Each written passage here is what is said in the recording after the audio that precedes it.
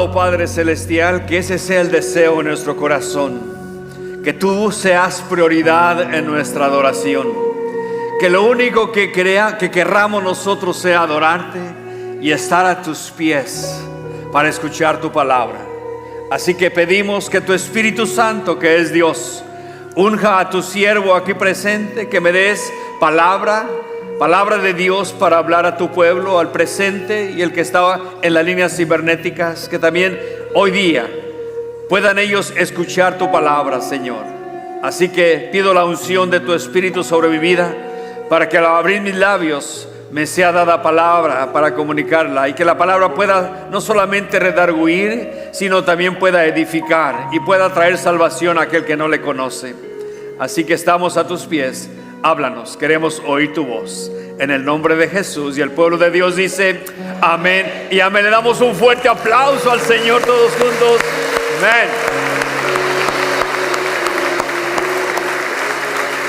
Sí, por favor, tomen asiento en esta dulce mañana, calientita la mañana el día de hoy, y vamos a ir de inmediato a la palabra. Así que les pregunto a toda la iglesia, ¿cómo están? ¿Bendecidos?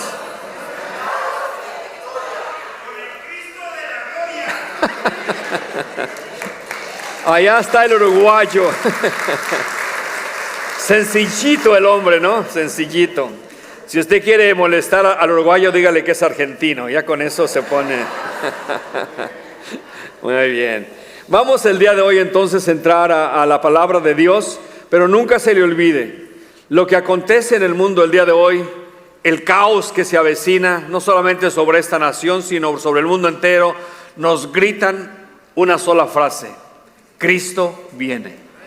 Él viene por su iglesia, viene por nosotros, por aquellos que le amamos, y que desde luego pues que ojalá que haya más pueblo que le siga amando en este país, un país que fue establecido sobre principios bíblicos, pero que se ha alejado tanto el día de hoy, que necesitamos seguir orando como iglesia. Bien, entonces con esto en mente, abra su Biblia, o si no tiene Biblia, el día de hoy le queremos regalar una, así que nos regalaron una caja de Biblias. Si usted no tiene una Biblia, le queremos regalar una Biblia completa. Levante su mano y los sugieres con gusto, le van a regalar una Biblia. Así que el día de hoy es un regalo que nos dieron, bueno, vamos a regalarlas, así que puede llevarse una Biblia ahí, que los sugieres, por favor, manos levantadas, pueden darles una Biblia a quienes se la lleven. Son suya, no la tiene que dejar ahí, siempre se la lleva nada más. Y abra su Biblia en Mateo capítulo 5 el día de hoy. Mateo capítulo 5. Y el título del mensaje en esta mañana es el homicidio, el enojo y la reconciliación. El homicidio, el enojo y la reconciliación. No olvide, estamos estudiando el Sermón del Monte. Y hoy vamos a tocar un tema bien profundo, que quizás se va a sentir con mucha convicción, pero recuerde, es palabra de Dios. Voy a abrir con esta anécdota. Dicen que un hombre llamado Gasparín, de Parangaricutirimícuaro, Michoacán, México, se fue a confesar con el padre en el templo y le dijo: acúsame, padre, de que me robé un lacito que me encontré en la calle. Entonces el padrecito le dijo: oye, mijo, pues no te lo robaste, te lo encontraste, estaba tirado. Dice: sí, pero en la otra punta tenía amarrado un puerquito. Dice: dice, entonces eso sí es pecado, mijo. Dice: ¿y entonces te lo robaste? Dice: bueno, no, porque al último me lo quitaron, salieron los dos y me lo quitaron. Dijo: de todas maneras es pecado. Recuerda lo que dijo Jesús: con solo la intención basta. Oh, dijo, y de penitencia son 100 pesos. Y dijo: caray, 100 pesos. Dice: sí, son 100 pesos. Y entonces se los daba, sacó los 100 pesos y se los daba por el alambrito que está ahí en el confesionario.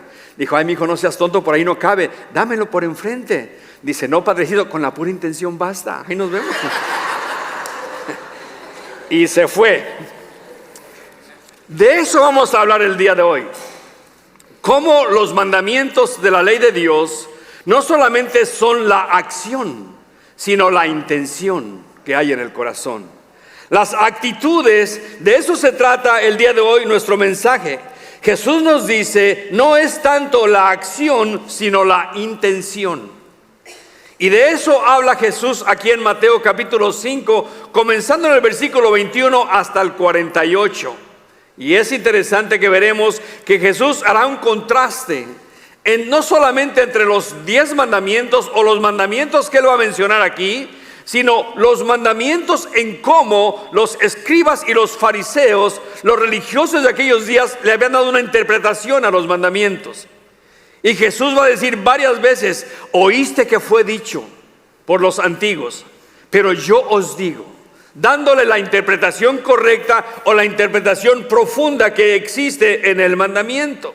O sea que la justicia de Dios requiere que ante todo sea una justicia que salga del corazón.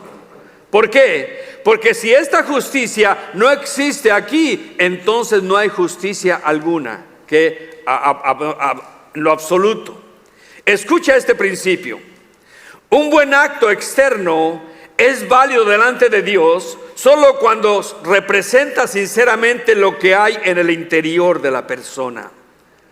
Cuando no hay aquí la verdad, lo que decimos por fuera es pura hipocresía, es mentira. Y de eso hay mucho el día de hoy. Jesús reprendió a la iglesia de Tiatira en Apocalipsis 2:23 cuando les dijo estas palabras: y todas las iglesias sabrán que yo soy el que escudriña la mente y el corazón, y os daré a cada uno según vuestras obras. Así que las respuestas o las supuestas buenas obras de los orgullosos escribas y los vanidosos fariseos no venían de las actitudes que Jesús demanda o de la justicia que Jesús requiere que tengamos los hijos del reino. Veremos que Jesús no va a modificar la ley, no la vino a quebrantar, ni los profetas, sino que va a cumplirlo solamente. Pues la esencia de todo lo que él acaba de decir es que primeramente su enseñanza va de acuerdo a los profetas y a todo el Antiguo Testamento. Segundo, va a decir que las tradiciones de los religiosos no están de acuerdo a la verdad. Y veremos que hay un principio básico en todo esto. Los principios son importantes. Recuerde, aquí en este país hemos perdido los principios y los valores. Por eso estamos donde estamos el día de hoy. Pero ese es un principio que yo quisiera que usted se guardara en su corazón. Y este principio es la justicia. Dice aquí, la justicia verdadera es un asunto del corazón. De aquí tiene que salir todo lo que es justo. Vamos a leer entonces Mateo capítulo 5, versos 21 al 26. Póngase de pie, es la palabra de Dios. Y vamos a ver qué es lo que nos dice Jesús acerca de un mandamiento que sabemos que el día de hoy lo estamos violando a diestra y siniestra por todos lados. Capítulo 5, comenzando en el versículo 21, dice así la Escritura: oíste que fue dicho a los antiguos, no matarás, y cualquiera que matare será culpable de juicio.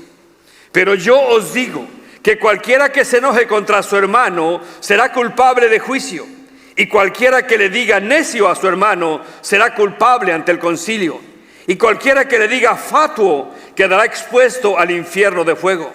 Por tanto, si traes tu ofrenda al altar y ahí te acuerdas de que tu hermano tiene algo contra ti, deja ahí tu ofrenda delante del altar y anda, reconcíliate primero con tu hermano y entonces ven y presenta tu ofrenda. Ponte de acuerdo con tu adversario pronto, entre tanto que estás con él en el camino. No sea que el adversario te entregue al juez y el juez al alguacil y seas echado en la cárcel. De cierto te digo que no saldrás de ahí hasta que pagues el último cuadrante. Tome asiento, por favor.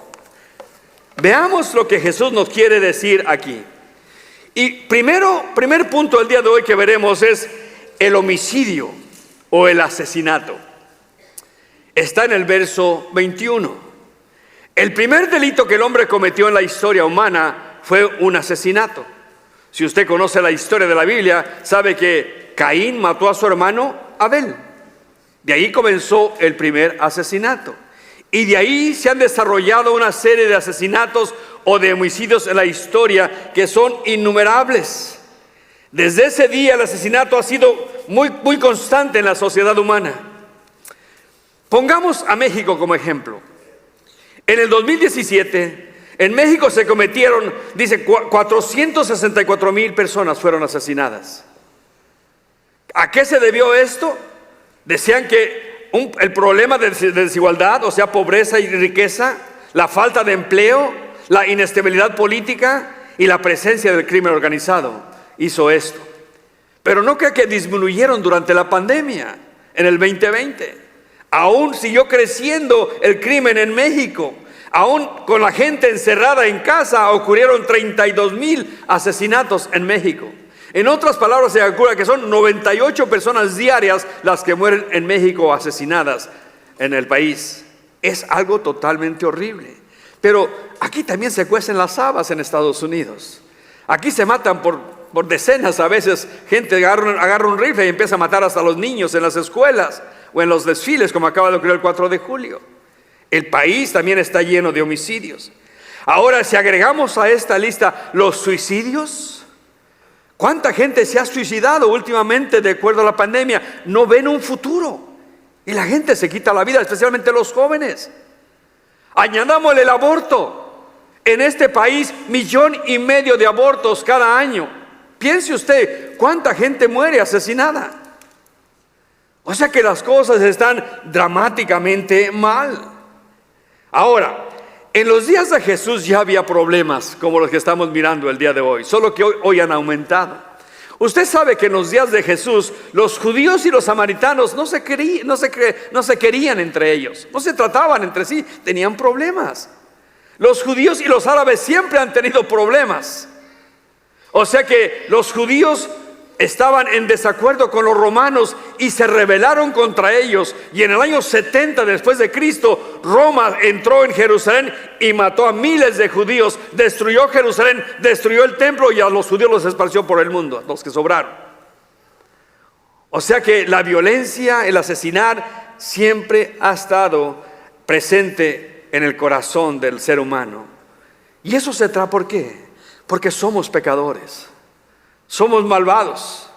Por eso Cristo nos dijo a nosotros en Mateo 22:36 que el mandamiento número 1 era amar a Dios con todo el corazón, con toda nuestra alma y con todas nuestras fuerzas.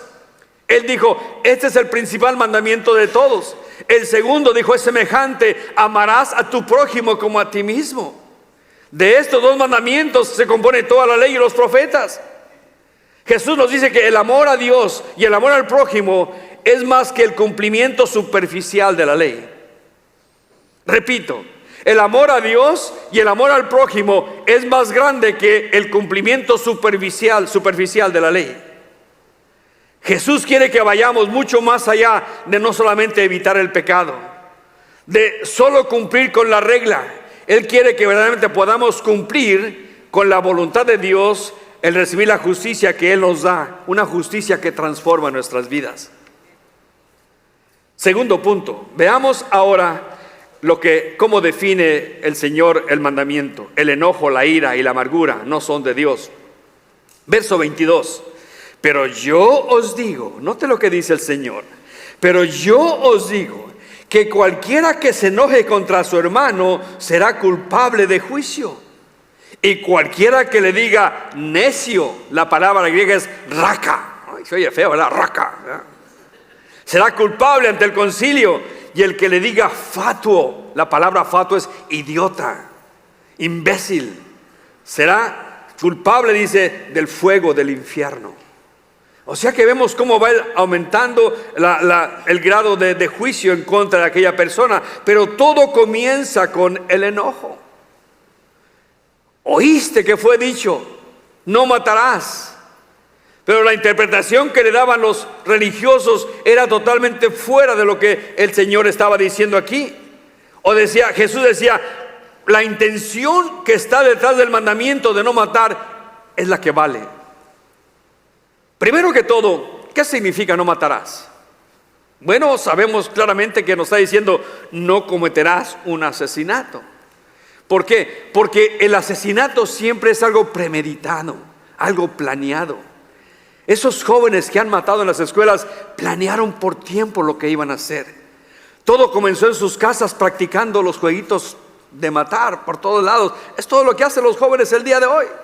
Puro matar y matar, y les dan proyectos y planes y quién gana, a ver quién mata más, esto y lo otro. Ahí comienza todo. Planeando algo. O sea que el asesinato siempre va a ser algo planeado, algo premeditado. Entonces yo pregunto, ¿qué no es homicidio? ¿Qué no es homicidio? Número uno, si tú estás en tu casa y alguien trata de meterse a dañar tu familia, tú tienes el derecho a defender tu familia. Eso no es un asesinato, no es un homicidio. Es como decir, un oso se quiere meter a mi casa, ni le hables a la policía, saca el escopete, ¡bum! No vas a permitir que ese oso te dañe tu familia. Es tu responsabilidad como padre proteger tu familia. Otra cosa que no es asesinato es cuando tú peleas por tu país. Cuando estás en las Fuerzas Armadas, cualquiera fuerza, tú defiendes tu país, defiendes una causa. Eso tampoco es asesinato, porque hay una guerra en contra de tu país. Ahora, Dios dio un mandamiento que todo mundo casi lo está violando.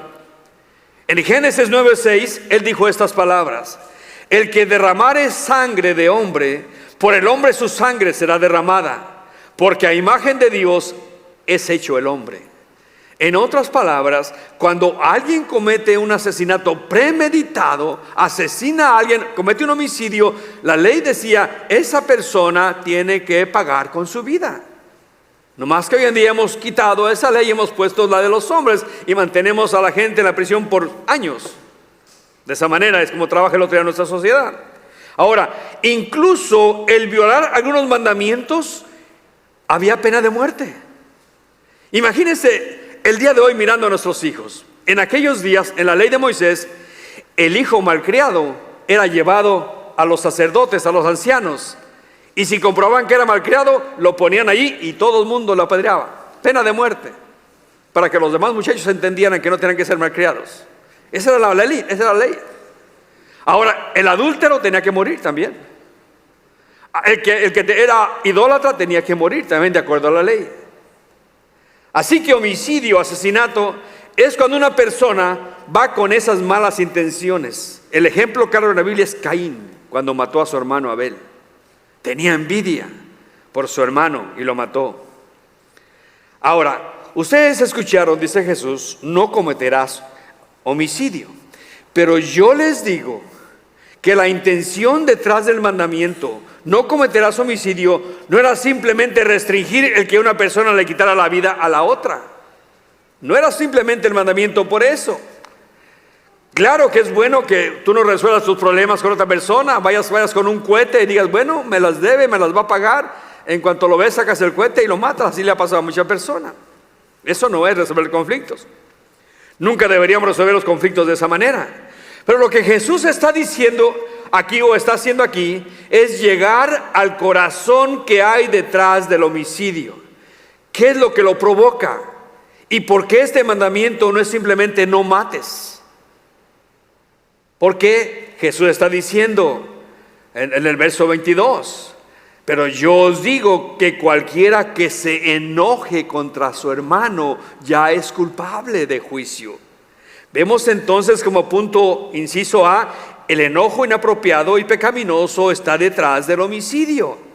¿Por qué? Porque matar a una persona es ir en contra de lo que Dios ha dicho, que todos somos hechos a la imagen de Dios. Esto hace sagrada la vida humana de una persona, porque todo hombre es portador de la imagen de Dios y su vida es valiosa para el Creador. Pero el punto que Jesús está haciendo que el homicidio no comienza con la acción, sino comienza con la actitud, con algo más profundo aquí en el corazón. Empieza con el enojo, el resentimiento, la ira, la amargura. Ahí es donde comienza el problema. Por eso dice, pero yo os digo que cualquiera que se enoje contra su hermano será culpable ante el concilio. ¿Sabes? El enojarme yo o el enojarte tú y guardar rencor o ira en contra de otra persona me lleva a la amargura, me lleva a guardar resentimiento y llegará el momento que voy a explotar en contra de esa persona, me voy a vengar porque estoy incubando aquí algo que no es bueno en mi corazón. Y cada vez que veo a esa persona siento que el hígado se me inflama por dentro.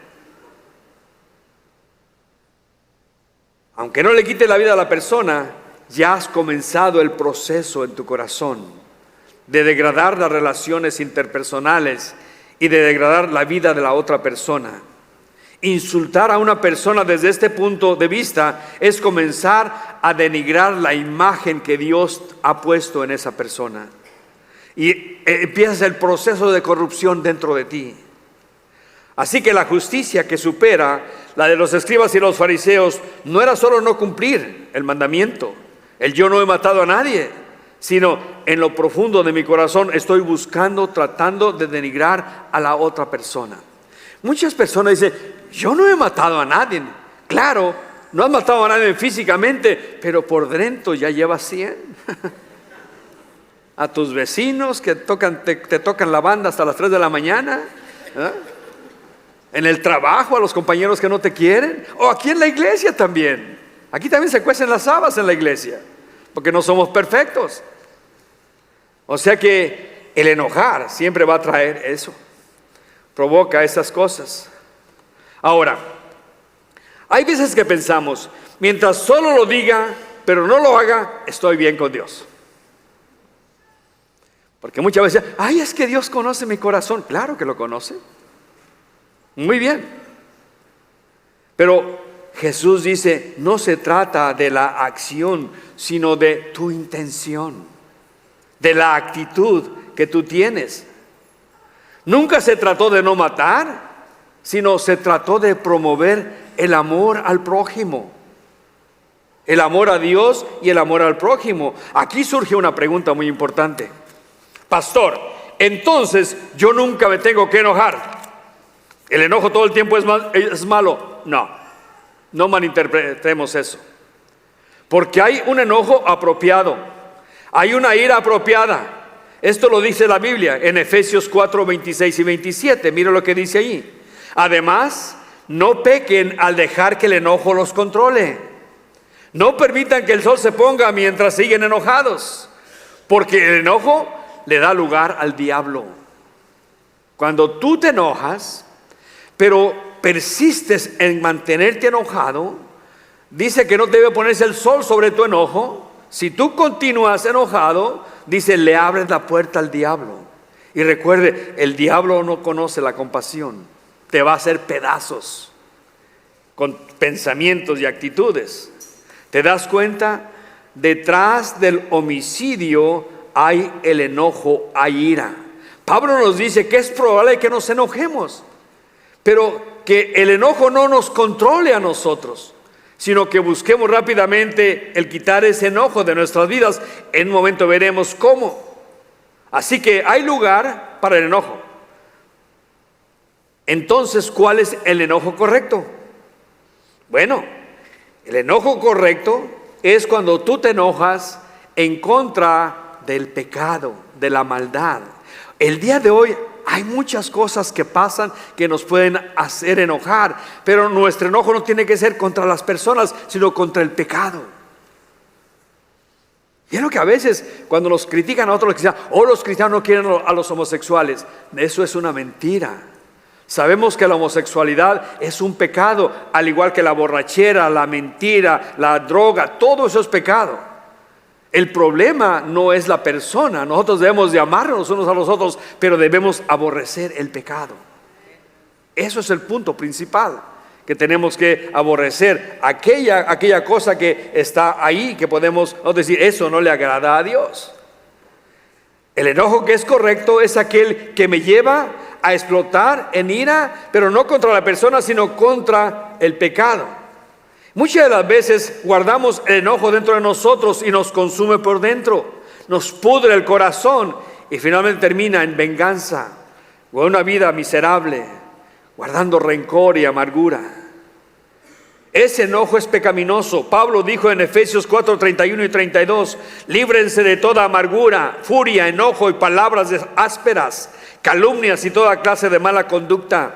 Por el contrario, sean amables unos con otros, sean de buen corazón, perdónense unos a otros, así como Dios los ha perdonado a ustedes en Cristo Jesús. Entonces, ¿cuál es el enojo correcto? Una vez más, cuando no es contra la persona, sino contra el pecado. Y debido a esto, el enojo se convierte en una energía. ¿Sabes por qué? Porque si tú tienes un problema con una persona y tú escuchas lo que Jesús está diciendo, tú puedes decir: no voy a permitir que este pecado me prive de esta buena relación que yo tengo con mi hermano y con mi hermana. Así que voy a ir y me voy a contentar con la persona. Nos debe de mover hacia la persona para solucionar el asunto, el problema. Y de esa manera, en este caso, el enojo se convierte en una energía que nos lleva a hacer lo correcto. Esta relación es importante para mí, no la voy a perder por este problemita que hemos tenido. Hermano, tenga cuidado con los textos. Porque a veces usted pone una palabra y dice: ay, sabes que tú eres muy bueno, y lo mandas y se convirtió la palabra bueno. ¿Sabes que tú eres un burro? Y dice: ¿qué onda trae este? Pues, ¿por qué me llama burro, no? Porque cuando lo mandas te puede cambiar la palabra. A mí me ha pasado, no sé si a usted le pasa esas cosas. Entonces, cuando quiere arreglar un asunto, no lo arregle por textos. Hoy día los muchachos son buenos para texto. ¿Sabe usted que en Corea textean con el celular en la bolsa? ¿Y saben lo que están diciendo ellos? Una habilidad tremenda para contestarse los textos. Pero la tecnología no falla, no es perfecta. Usted le va a decir burro a otra persona, o le va a decir vaca, o lo que sea, y ya se convirtió en un problema peor la cosa. Vayamos con la persona, arreglemos el asunto, y de esa manera sigamos siendo hermanos en la fe o amigos. En pocas palabras, note, el que no sabe enojarse correctamente no sabe ser piadoso. Hay veces que nos tenemos que enojar con nuestros hijos, no con ellos, sino con la manera que están viviendo, con el pecado que están haciendo. Con eso nos tenemos que enojar y hablar con ellos. Note que Jesús sigue diciendo: cualquiera que le diga necio. La palabra griega aquí es raka. Se oye feo, ¿no? Raca, pareciera vaca, no sé, raca. O peor si le ponen a C, ¿no? O sea que, en otras palabras, Jesús dice: cualquiera que le diga necio a su hermano será culpable ante el concilio. Otra forma para necio es insensato. Que le digas inútil o imbécil. ¿Por qué? Porque estás degradando a la persona, estás actuando en arrogancia, llamándole: eres un imbécil. No sirves para nada, en pocas palabras. El Salmo 140, verso 3 dice que hay veneno en esas palabras que hablamos así. Y termina diciendo Jesús en el verso 22: el que le diga fatuo quedará expuesto al infierno de fuego. ¿Ve? El enojo, la ira, la amargura nos va a llevar a decir palabras a veces tan ofensivas que ni siquiera nos imaginamos. Ahora, ¿qué es la palabra infierno que usa Jesús aquí? En el griego es la palabra Gehenna. Y hay una historia detrás de toda esta palabra Gehenna. En Jerusalén hay un valle que se llama el Valle de Hinnom. El nombre hebreo en este valle está al sureste de Jerusalén. Se usaba como un vertedero de basura. Se trataba de un lugar intermediatorio donde continuamente se quemaba basura y donde el fuego y el humo nunca se acaban. En este valle, un rey llamado Acaz puso un ídolo llamado Moloch, un ídolo que tenía los brazos extendidos, y él mismo sacrificó a sus hijos en los brazos de este ídolo en ese valle de Moloch, en ese valle de Hinnom, al dios Moloch, a vista de todo el pueblo de Israel. ¿Quiere usted la nota? Segunda de Crónicas 28:3. Ahí sacrificó el rey Acab a sus hijos. ¿Sabe lo que hacían en ese valle? Le ponían a sus hijos recién nacidos o de meses, se los ponían en los brazos a este ídolo que tenía sus brazos así con sus manos. Ahí le ponían el bebé, le prendían fuego a todo aquello y tocaban tambores para que los padres no pudieran escuchar el llanto de aquel niño que moría. Pero no es igual que el aborto el día de hoy. No es sacar a los niños de la matriz con pinzas, o deshacerlos, o aspirarlos con una aspiradora, o cuando ya nacen de nacidos poderles casi cortar el cuello. No sé qué hacen el día de hoy. Algo terrible pasa. Ahora, ese valle es conocido como el Valle de la Retribución, porque más adelante vino otro rey llamado Josías y derribó todos aquellos altares y se le quedó con el nombre del Valle de Hinnom, Valle de la Retribución. Por eso Jesús dice: si la ira te domina a ti y el enojo brutal Es la manera en que tú vives, es tu identidad. Te corrompe tu vida y terminarás, dice, en el fuego del infierno. Es algo bastante fuerte lo que dice Jesús aquí. Ahora, no estoy diciendo que si tú te enojaste esta mañana, ya te vas a ir al infierno. Eso no es así, eso no, porque hay enojo que hay enojo bueno. Ahora, yo no sé, ¿cuántos se pelearon en el camino a la iglesia? No levante la mano mejor. Porque así pasa a veces, venimos discutiendo los matrimonios, especialmente o con los hijos, y los hijos con los padres vienen discutiendo en el camino. Y yo siempre digo que cuando entra al estacionamiento, ocurre un milagro. Porque viene peleando con los hijos o con la esposa y llegan a un el que está en el estacionamiento, y lo primero que hace es Dios te bendiga, hermano. Y los hijos dicen, milagro, milagro. El enojo no debemos permitir que nos trate de esa manera, que nos lleve a tal grado, ¿no? Pero están diciendo el Señor, quedarás expuesto al fuego del infierno. Qué seria advertencia. La ira destruye vidas, corrompe familias, hace añicos a los matrimonios. ¿Cuántos matrimonios pelean por el celular? O porque no quiso sacar la basura el fulano. Por cosas tan tontas se pelean en el matrimonio, que uno dice, decían nuestros padres, una tormenta en un vaso de agua, ¿verdad? Y una verdad, es una verdad. Por cosas tan tontas. Ahora, ¿cuál es la alternativa para el enojo? Para el mandamiento. ¿Cuál es la solución? Punto número 3, versos 23 y 24. Por tanto, si traes tu ofrenda al altar y allí te acuerdas de que tu hermano tiene algo contra ti, deja ahí tu ofrenda delante del altar y anda, reconcíliate primero con tu hermano y entonces ven y presenta tu ofrenda. La solución es la reconciliación. La solución es la reconciliación. Aquí puedo ver yo que el pecado del enojo, de la ira, aún nos priva de nuestra comunión de adoración con Dios. Porque si tú estás enojado con tu cónyuge o con tus hijos o hijos con padres o con tu hermano en la fe, con tu vecino, y vienes y le presentas a Dios tu ofrenda, levantas las manos y le cantas muy bonito a Dios, déjame decirte que tu adoración no pasa del techo. Jesús dice, deja tu ofrenda allí, ve, reconcíliate con tu hermano y luego después ven y presenta tu ofrenda.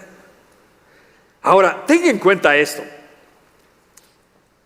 Cuando Jesús dijo el sermón del monte, se encontraba en Galilea. Y el único lugar de adoración era el templo en Jerusalén. Y parecía cómico lo que le estaba diciendo Jesús a esa gente. Porque ellos tenían que llevar su animalito al templo para ofrecer su ofrenda, su becerro, su cordero o lo que ellos llevaran. Y tenían que caminar 3 días hasta Jerusalén. Y si ahí se acordaban que su hermano tenía algo contra él, tenían que dejar su ofrenda 3 días, reconciliarse 3 días para presentar su ofrenda. Parecía algo ilógico, ¿no? Espérate, Jesús, lo que me estás enseñando es muy difícil. ¿Cómo voy a hacer esto? Pero el punto es importante que entendamos, Jesús quiere que a toda costa busquemos primeramente la reconciliación. Ese es el punto que Él está diciendo. Por eso se pone tan difícil la tarea, porque dice, no es la tarea de ir y venir, sino el punto importante es que busques primero la reconciliación. Ni siquiera lleves tu ofrenda al altar, primero reconcíliate y después ve y presenta tu ofrenda. Lo importante aquí para nosotros, los ciudadanos del reino, es estar en buenos términos con el prójimo. Recuerda el mandamiento, amarás a tu prójimo como a ti mismo. Ahora, si diariamente yo estoy buscando servir a Dios, mi responsabilidad es estar en paz con todos. Yo no debo permitir que ninguna relación termine en ira o en amargura o en una relación rota.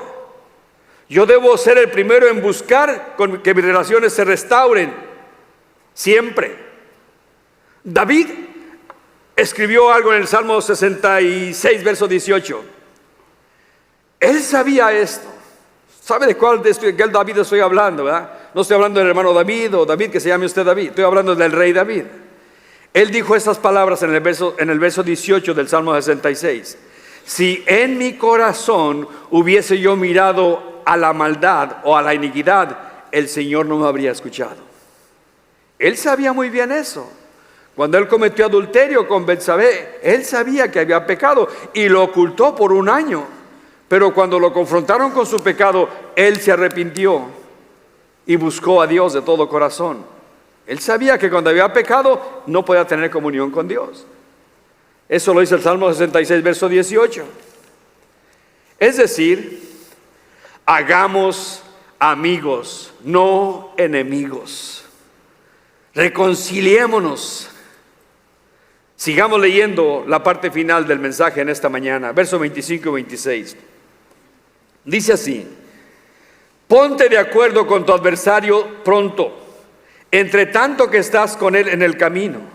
No sea que el adversario te entregue al juez y el juez al alguacil y seas echado en la cárcel. De cierto te digo que no saldrás de allí hasta que pagues el último cuadrante.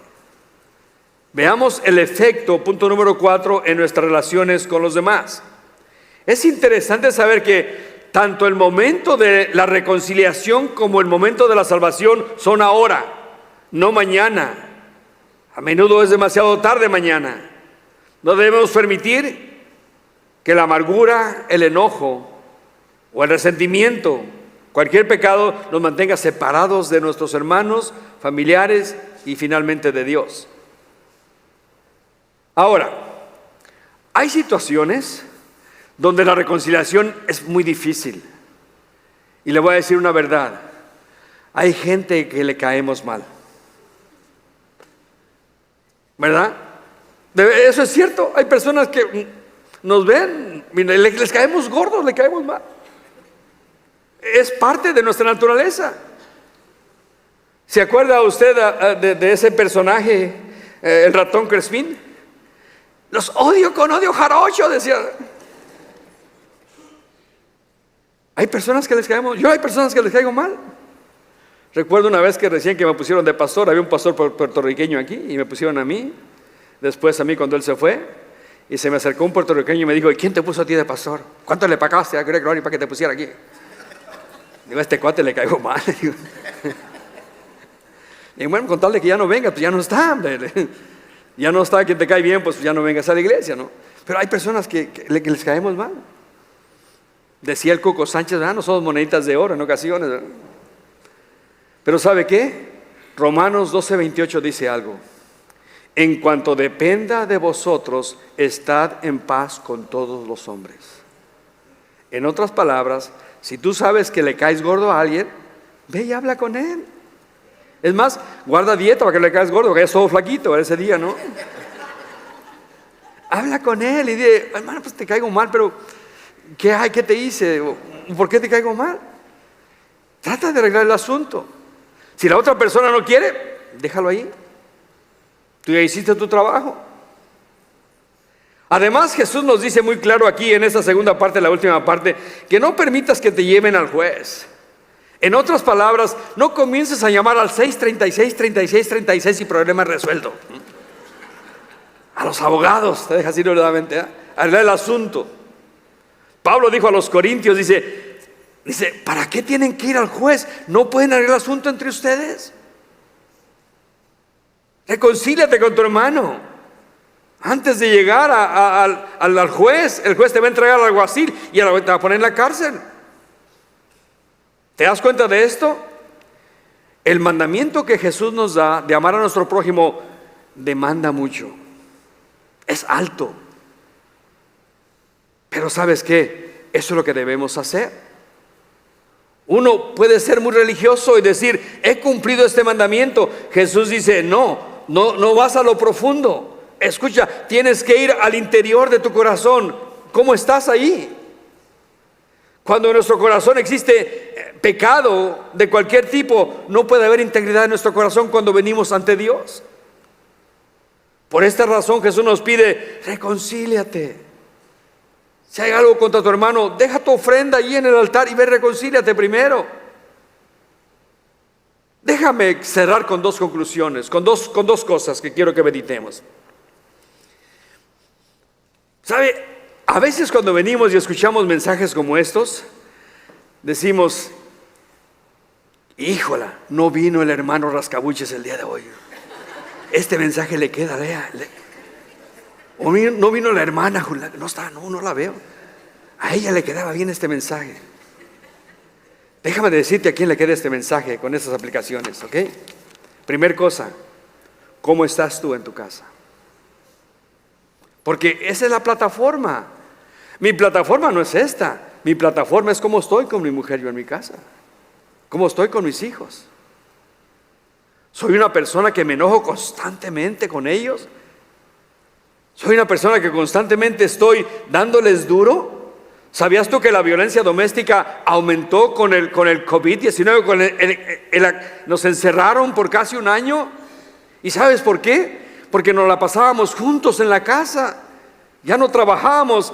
Y muchas veces el varón se sienta junto a la lámpara y le sale el genio, ¿no? La gran pregunta es esta, personal, individual. ¿Cómo está mi relación con mi cónyuge? ¿Cómo me relaciono con mis hijos? ¿Con mis hijas? ¿Cómo estoy con mis vecinos? ¿Cómo soluciono los conflictos que hay en mi casa? Déjame decirte cómo. Tenemos que empezar a ver a nuestra esposa, a nuestro esposo, a nuestros hijos como los ve Dios. A los ojos de Dios, cada uno somos valiosos. Efesios 2:10 dice estas palabras: porque somos hechura suya, creados en Cristo Jesús para buenas obras, las cuales Él preparó de antemano para que anduviésemos en ellas. En otras palabras, tú individualmente, yo individualmente, somos una creación valiosa para Dios. Somos su poema, somos su canción. Si tú y yo empezamos a ver a nuestra esposa y a nuestros hijos y darles el valor que Dios quiere que le demos, las cosas van a cambiar. Pero cuando los vemos como un estorbo, como un inútil, como un torpe, etcétera, etcétera, entonces eso hace que nuestras amistades me enojo, guardo resentimiento y al final exploto en ira. Y peor, algunos hasta matando a sus propios padres o a sus propios hijos. ¿Has oído de la mujer que ahorcó a sus hijos? ¿Está en juicio ahorita el día de hoy? Es increíble lo que pasa.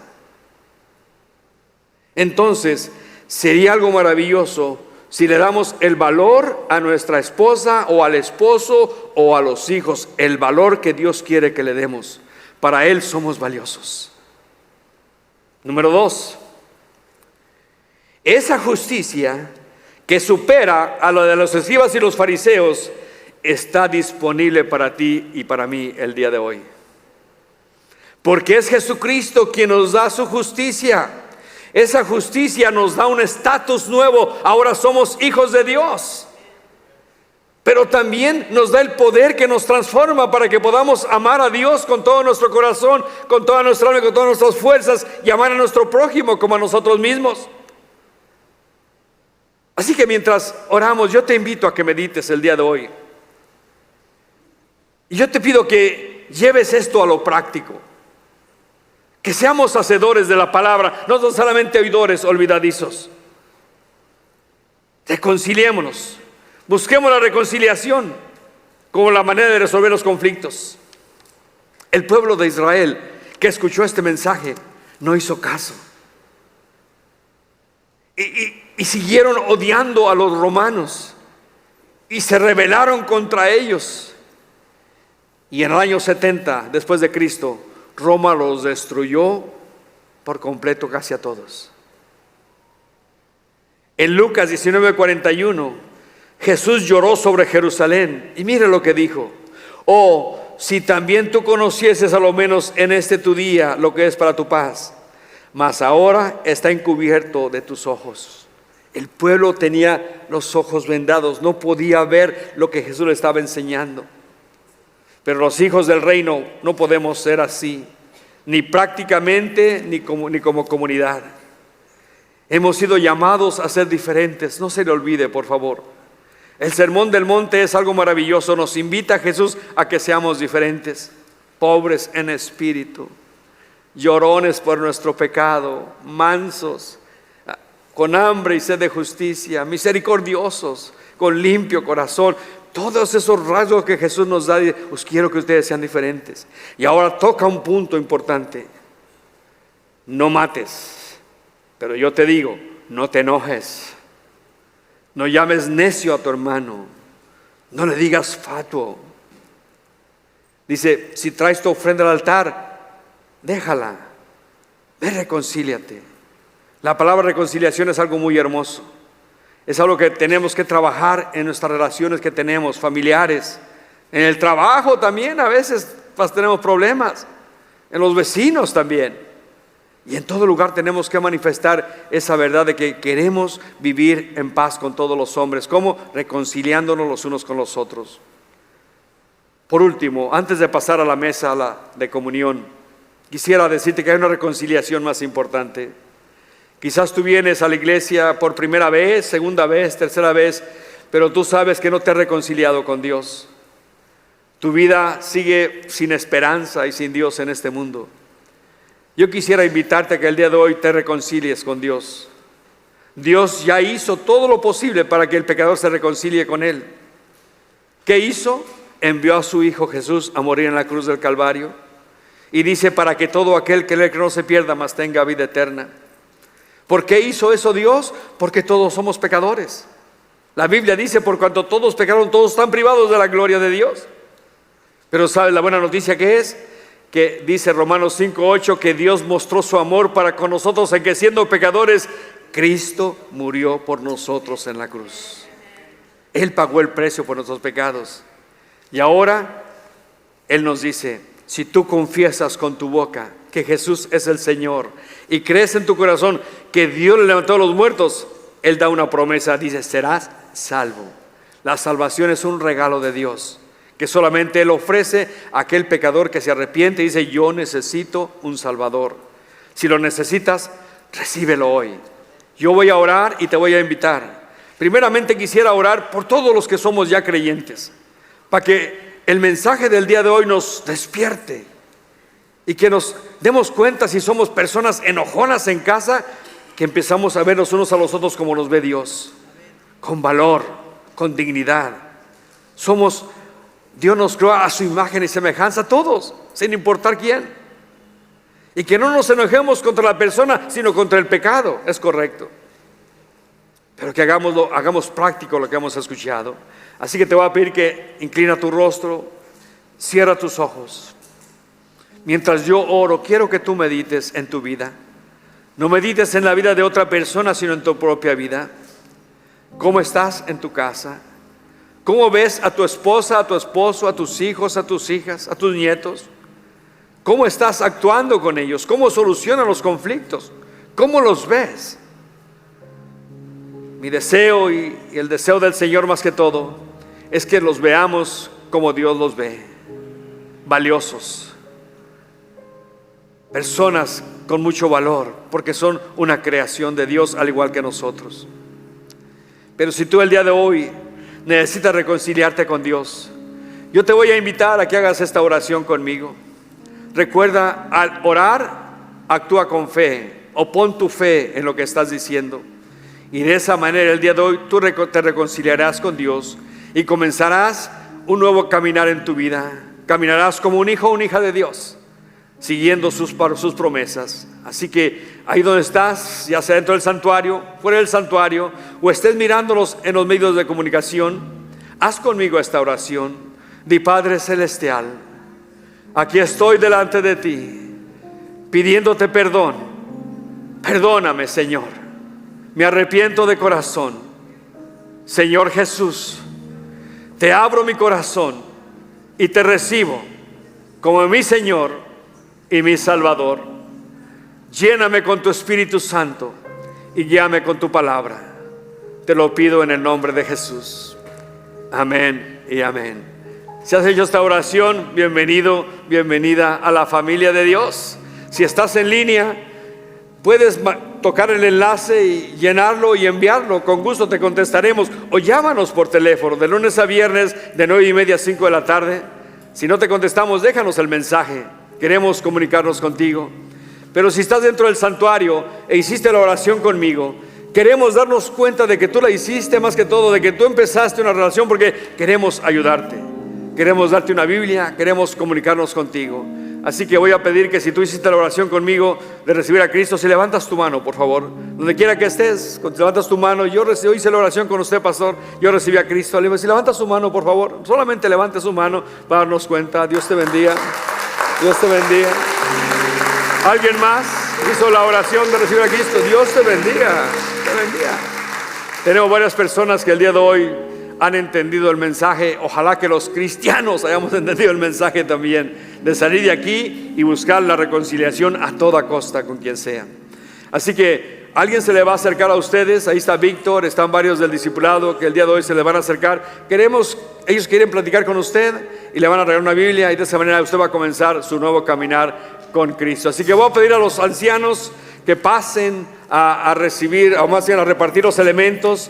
Aquel que recibió a Cristo ya puede participar de los elementos. La mesa está servida para los hijos de Dios, recordando que el pan representa el cuerpo de Jesús en la cruz del Calvario, y el jugo de uva representa su sangre que derramó para perdón de nuestros pecados.